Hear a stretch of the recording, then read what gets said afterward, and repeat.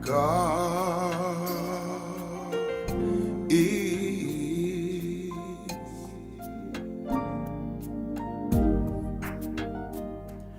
my protection.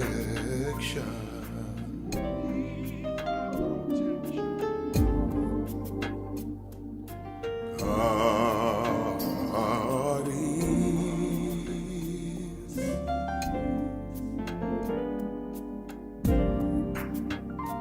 my all and all.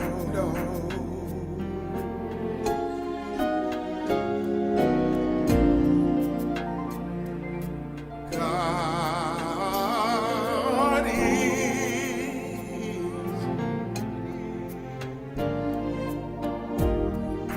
my joy in the time of sorrow. Oh,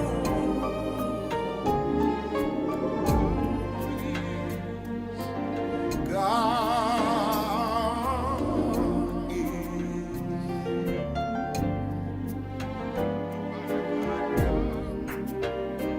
my all and all.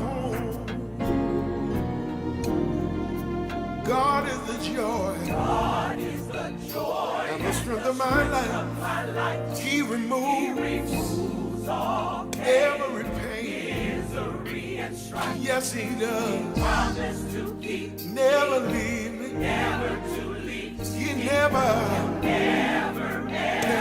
fall short of His word. I've got to fast and pray, Oh, stay in the narrow and keep my life clean. every day. I wanna go with I Him want to go with when He comes back. comes back. I Come too far, and I never turn. God is. I want somebody to know that God is.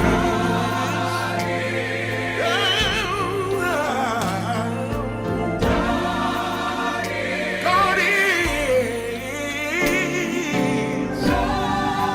God is. God is. He is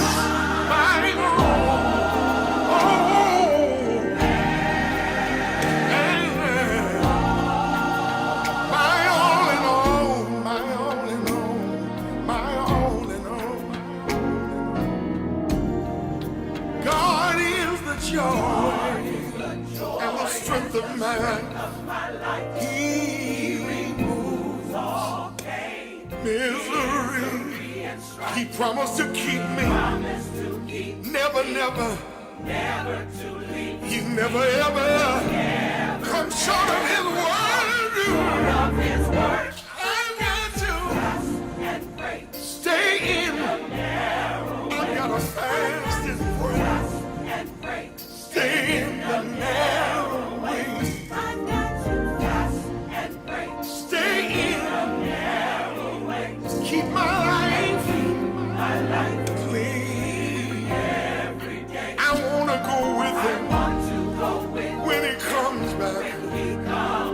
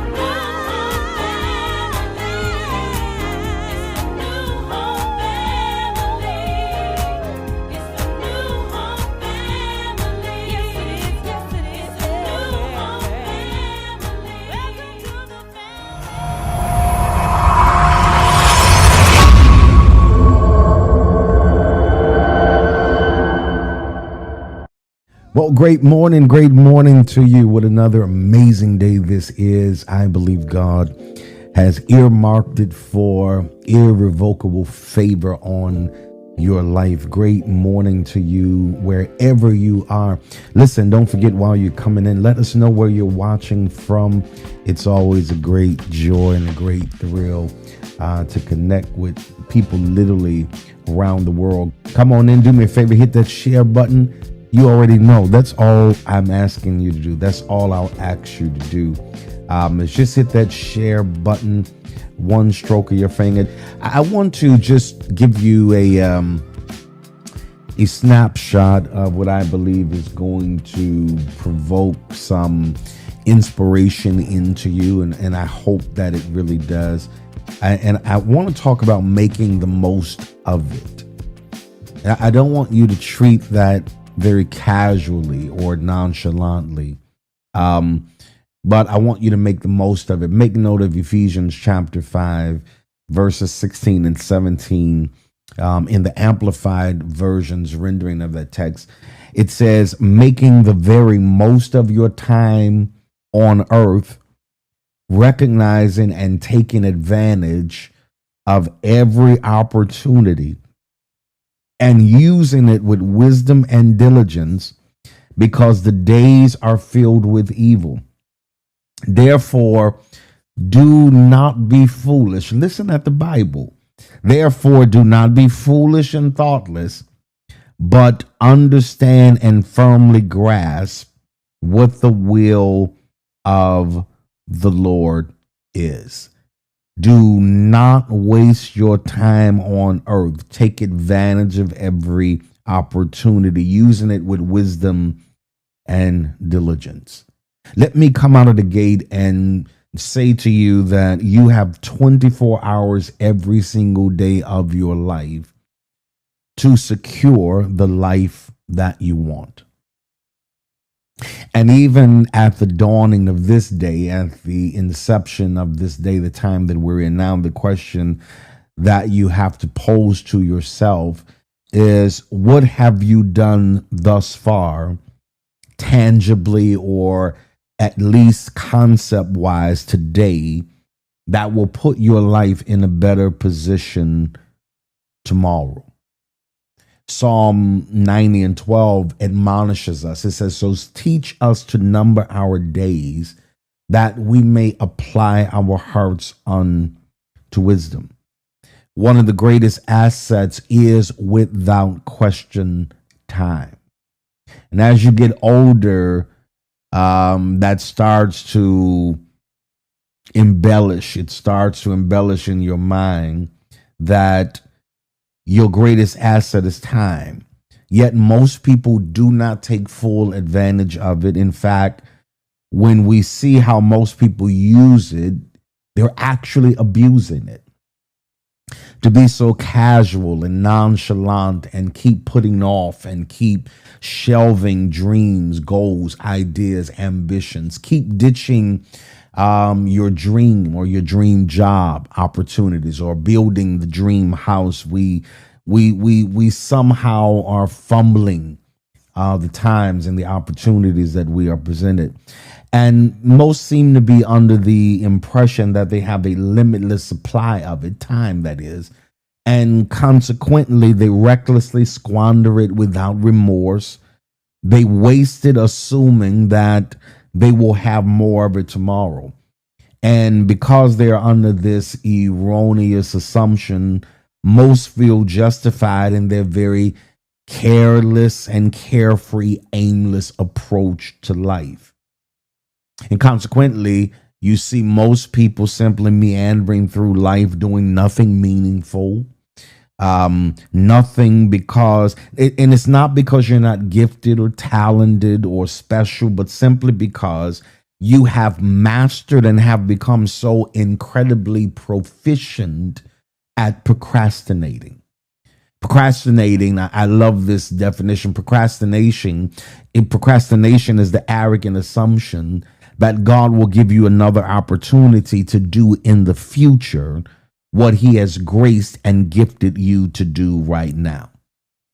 A lot of people, I won't even say you, but maybe you. A lot of people struggle with acting upon things that are necessary in a timely manner because they are somehow convinced that the time is not right or ideal to take certain actions or to make certain moves or to start some things. How many times can we tell ourselves, the time is just not right yet, or I'm not ready yet, before it's actually too late to grab the opportunity? Ecclesiastes chapter 11, verse number 4. I want you to make note of that. He says, "He who observes the wind will not sow, and he who regards the clouds will not reap." Now, this is what I really want you to grasp and think about. Waiting on the opportune time can cause you to miss the opportunity. Let me rewind that and give you that back again. Waiting on the opportune time for everything to look perfect for you, to feel just right. It looks like everything is perfectly, symmetrically organized for you to be successful and to have a phenomenal outcome. Waiting on the opportune time can actually cause you to miss the opportunity. Please hear me and take this from wisdom. Life can be so fast paced and time often slips by without us barely noticing.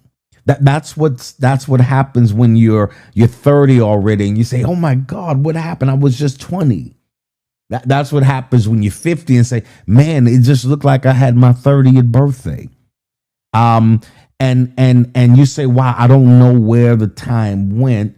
The time just flew by." And the tragedy of this is that you were not the developer or the strategist of the flight plan. It just flew by. You were not the developer nor the strategist of the flight plan. You just sort of dozed off, blinked, became disengaged, did not go full throttle in terms of your goals, your ambitions, the things you were seeking out in life. And before you know it, you might have more time behind you than you do in front of you. Franklin Field said something that has always captivated me for years and years and years now, that the great dividing line between success and failure can be expressed in 5 words. Here they are. I did not have time. The great dividing line between success and failure can be expressed in these 5 words. I did not have time. How many times have you said that? I don't have time for this. And if you're honest, when you survey what you actually gave the time to, it was futile. It produced no fruit. It did not contribute to a better future for you. And you keep saying, I don't have time.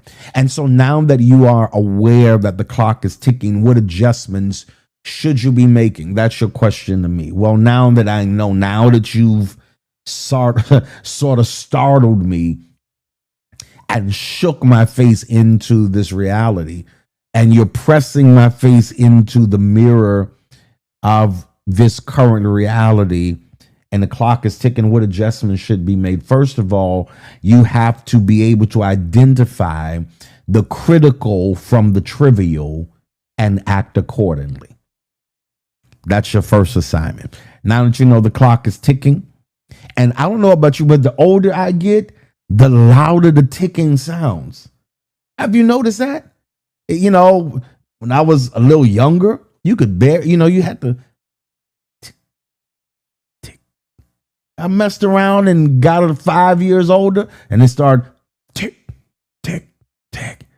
Got another 3.5 years older, and I tick, tick, tick, because it's trying to keep you alert and aware of the fact that you got to make the most of what you got. You got to be able to identify the critical from the trivial and act accordingly. You have to differentiate between what's worth your while from those things that you participate in, and you sit back and say, now that was wild. You got to separate those things that are worthwhile from those things that are going to eventually make you sit back and say, now that was wild. I blew that. I squandered all of that time and opportunity, and I am not in prep mode. I believe I'm talking to people today, and I think my urgency to get to you today is to hold you accountable, have you to hold yourself accountable, recognize that the clock is ticking, identify the critical from the trivial, and act accordingly. You got to decide, what do I need to be doing now to maximize this time? Abraham Lincoln said on one occasion, he said, give me 6 hours to chop down a tree, and I will spend the first 4 hours sharpening the axe. Because I got to make the most of my time. I don't want to, if I only got 6 hours, I don't want to spend it just hitting aimlessly, trying to accomplish something. But he says, I'm going to spend the first 4 hours sharpening the axe before I cut it down. Let me ask you a question. What do you plan on doing with the remainder of these 24 hours that's already in progress? Oh, yes, this is a very real question for you today. What are you planning on doing? Wait a minute. Have you not planned anything for it yet? If I got 6 hours, my plan is to sharpen the axe for 4 hours and then use the remaining 2 to cut. What are your plans with the remainder of the time that you have left?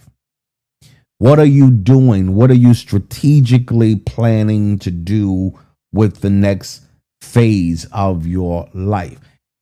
Yes, I can't just spend time meandering, crying over the non-productivity of the previous seasons or the previous chapter. Hopefully you have gleaned the lessons necessary so that you position yourself to give a better go of it again this time.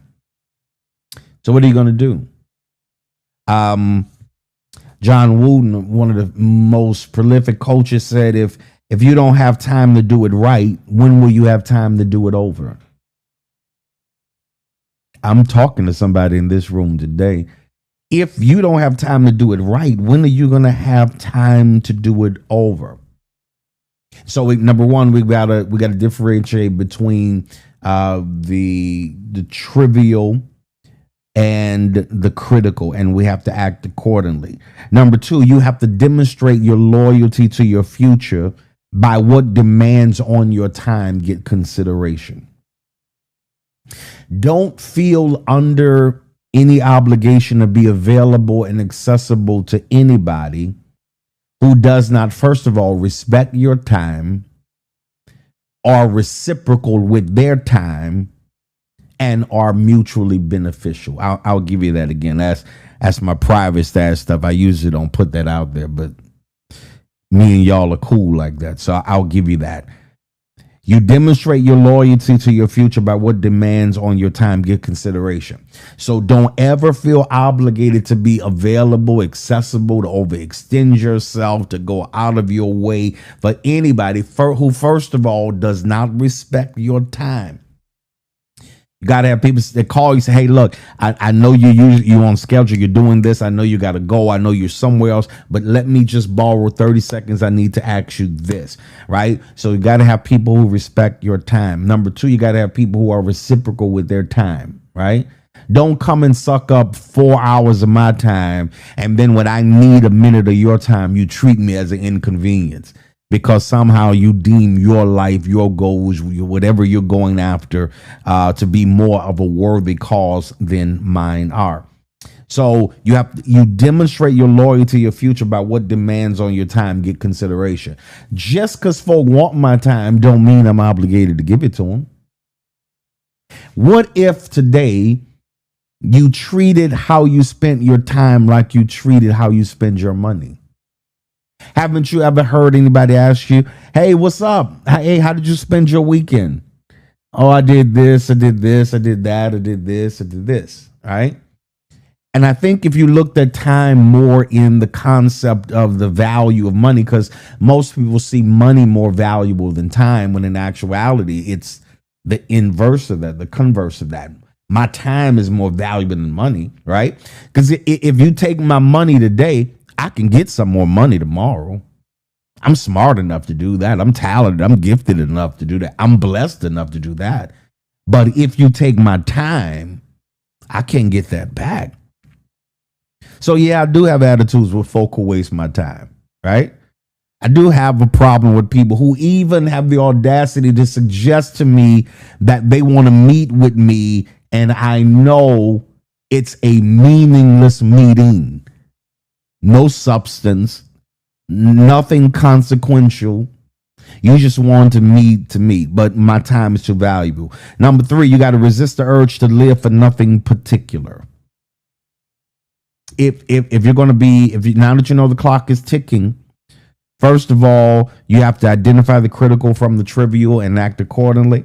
Number 2, you got to demonstrate your loyalty to your future by what demands on your time get consideration. Number 3, you got to resist the urge to live for nothing particular. You should know the specifications of your desire. You should know the specs. You should talk in specifics. You should think in specifics, and you should dream in specifics. Man, I wish somebody was teaching this to me or had taught this to me years ago. You got to resist it. Well, what you doing? No, I'm just going to see it. I'm going to just go with the flow. What if the flow is going straight to the bottom? You got to be careful just nonchalantly handing over the dictates of your life and leaving it up to chance and on a whim. You have to take more authority over the direction and the course of your life. You have to talk in specifics. You must think in specifics, and you have to dream in specifics. You must resist the urge to live for nothing particular. What you want? Nothing particular. Yeah, I'm pretty particular. And stop letting people tell you bougie and you stuck up and because you want what you want, how you want it. That's exactly how I live my life. I want what I want, how I want it, when I want it, as much of it as I want it. I am very particular. I want this a certain way. I want this to be this way because I refuse to live for nothing in particular. Number 4, you got to refuse to live each day of your life reacting to it. Now that you know the clock is ticking, number 4, you got to refuse to live each day of your life simply reacting to it. This is when you allow the course of your day or your life to be dictated by circumstances that are beyond your control or circumstances that are not your own. Hear this very carefully, man. Y'all pulling out some of my good stuff too. All right, here it is. Life is way too short to do something you hate. Life is too short to do something you hate. The regret is going to haunt you forever. Now just leave that there. I'll let that simmer with you. You do what you have to do with that. Life is way too short to do something that you hate. The regret will absolutely haunt you forever. So I must start my day. What do? After I get through, after I pray, after I blow God a kiss, take a shower, wash face, do all that stuff, what must I do? How must the start of my day look? You must start the day, first of all, determined to be intentional. This means you have to have a set of meaningful objectives to complete each day that ensures that you are maximizing your time. The more intentional you are, the closer you are to your ideal state in life. Intend to do something every day that chips away at your goals, your ambitions, and your aspirations. You got to start the day. You got to be determined to be intentional. Number two, this is how I start today. Number two, I've got to be determined to improve. If you go to bed tonight not knowing any more than you did the day before, you should feel like you cheated yourself. That is the truth of the matter. If you go to bed tonight and you don't know, I mean, you've watched this today, so you should know something more today than you did yesterday.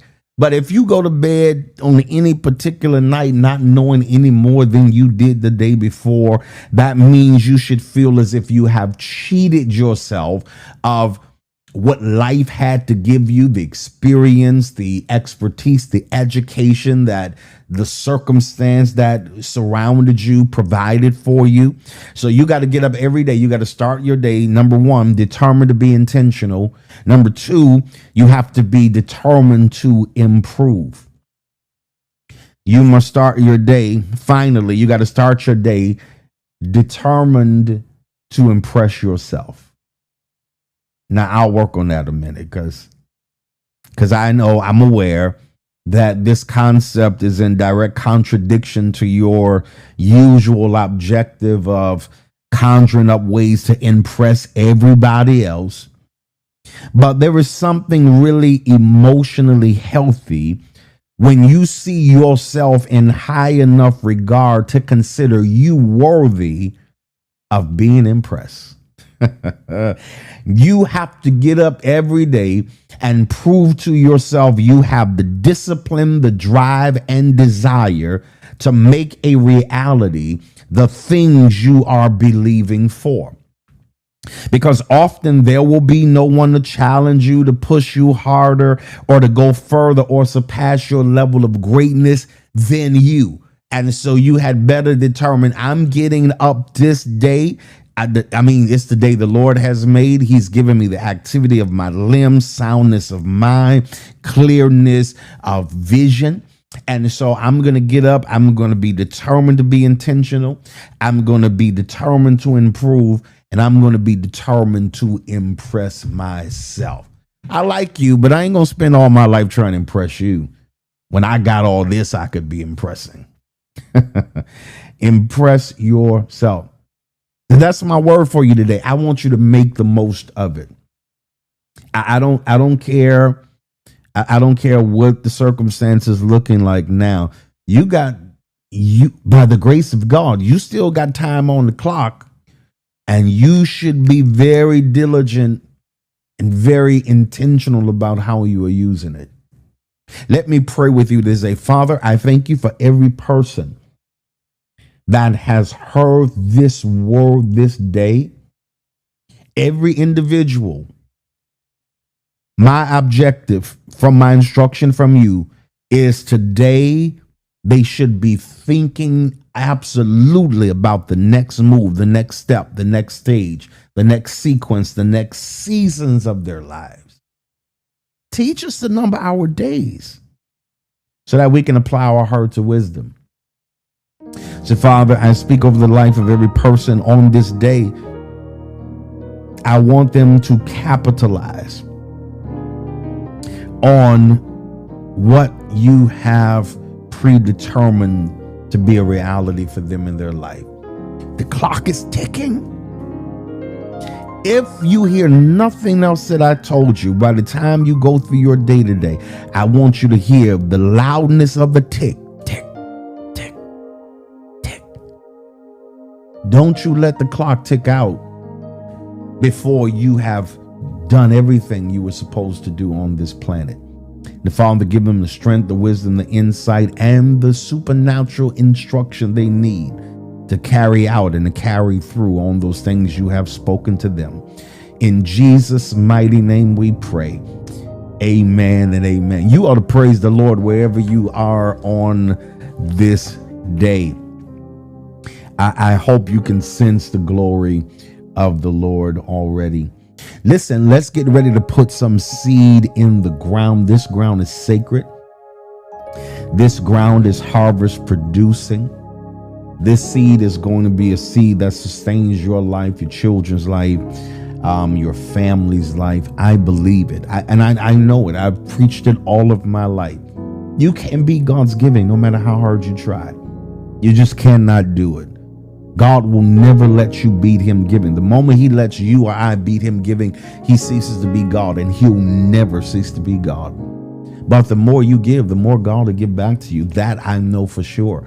I told them on yesterday in church, I don't make a life by what I get. I make a living by what I give. The more I give, the more doors God. Oh, see, you get mature now. You stop looking just for some cash to come back. And that's nice. That's going to come back. But nothing replaces the opportunities, the experiences, the exposure, the rooms God allows you to be in, the invitation list God allows you to be situated on. Because when you give, you are creating a significant future for your life. So I want you to give, and maybe you are a tither of this ministry. You consider this ministry your church home, or your station for spiritual nourishment. I want you to take advantage of this opportunity to be a giver and to sow seed into the ground today. The giving means are on the screen for you. I want you to find one that's most convenient, and I want you to give. You can give, of course, via PayPal, NEWHOMEMINISTRIES.org. You can text to give and release your seed into the ground. I'm telling you, God's getting ready to bless you. Good measure, pressed down, shaken together, and running over. I really want a running over kind of blessing. Kind of blessing that it's hard to contain, that God will absolutely give you, and that God will absolutely bless you with it. Or maybe you want to mail your seed in. You can send it to 1605 Robert C. Blake Sr. Drive, right here in the beautiful city of New Orleans. Get you a stamp, a money order, cashier's check, or check, and send it in to us today. We're going to pray over it and pronounce the promises of God over it, and you are going to experience a supernatural harvest of the Lord. All right. God is a great God. We are excited about your future today. I am so very, very excited about your future today. It's not too early to make your weekend worship plans as well. You know how I say it all the time. Find you a new home anywhere and get there. Uptown, make sure you're there. As a matter of fact, Uptown, of course, this Sunday, 8 a.m. service and 10:30 service. So you have those options. You can either go to 8 o'clock or 10:30, or you can go to both of them. This Sunday, do that. 9 a.m. East New Orleans. You can join us at 9 a.m. Of course, Hammond, Louisiana, our Hammond campus at 10:30. Our Baton Rouge campus at 8 a.m. Our Houston, Texas campus, H-Town, at 11 a.m.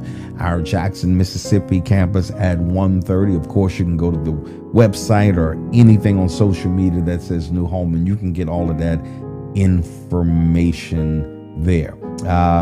Don't forget, listen, if you're not following me on my social media platforms, what's up with that?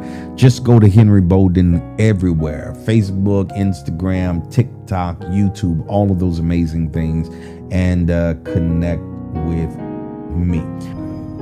Well, I want you to go out there and win today. In the words of our bishop, you already know what I have to say to you. Go get it. Go get it, child of God, because it is absolutely, positively yours, my friend. I'll see you next time. Blessings and favor.